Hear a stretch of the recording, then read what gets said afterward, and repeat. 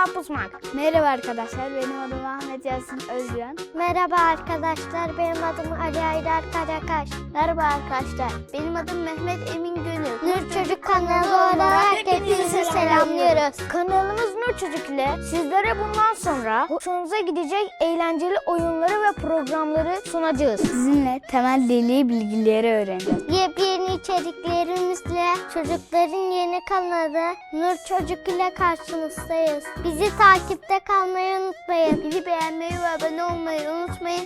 Sizlerin desteklerini bekliyoruz. Merhaba arkadaşlar, benim adım Latife Sultan Haliç. Nur Çocuk Medya adlı sosyal medya hesaplarımızı takip etmeyi unutmayınız. Haydi çocuklar, bizlere katılın.